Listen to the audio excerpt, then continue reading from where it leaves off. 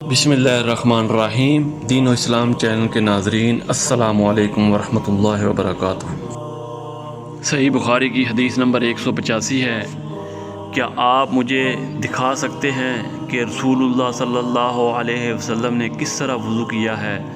عبداللہ بن زید رضی اللہ تعالیٰ عنہ نے کہا کہ ہاں۔ پھر انہوں نے پانی کا برتن منگوایا، پہلے پانی اپنے ہاتھوں پر ڈالا اور 2 مرتبہ ہاتھ دھوئے، پھر 3 مرتبہ کلی کی، 3 مرتبہ ناک صاف کی، پھر 3 دفعہ اپنا چہرہ دھویا، پھر کوہنیوں تک اپنے ہاتھ دھوئے، اپنے ہاتھ 2 مرتبہ دھوئے، پھر اپنے دونوں ہاتھوں سے اپنے سر کا مسح کیا۔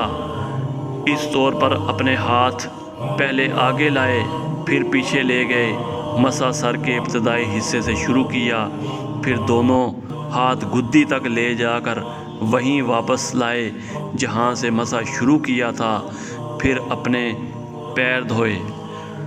اسی طرح صحیح بخاری کی حدیث نمبر 186 ہے، رسول اللہ صلی اللہ علیہ وسلم کے وضو کے بارے میں پوچھا تو انہوں نے پانی کا طشت منگوایا اور انہیں پوچھنے والوں کے لیے رسول اللہ صلی اللہ علیہ وسلم کا سا وضو کیا، پھر طشت سے اپنے ہاتھوں پر پانی گرایا، پھر 3 مرتبہ ہاتھ دھوئے، پھر اپنا ہاتھ طشت میں ڈالا اور پانی لیا، پھر کلی کی، ناک میں بھی پانی ڈالا، ناک صاف کی 3 چلوں سے، پھر اپنا ہاتھ طشت میں ڈالا اور 3 مرتبہ منہ دھویا، پھر اپنے دونوں ہاتھ کوہنیوں تک 2 بار دھوئے، پھر اپنا ہاتھ طشت میں ڈالا اور سر کا مسح کیا، پہلے آگے لائے، پھر پیچھے لے گئے 1 بار، پھر ٹخنوں تک اپنے دونوں پاؤں دھوئے۔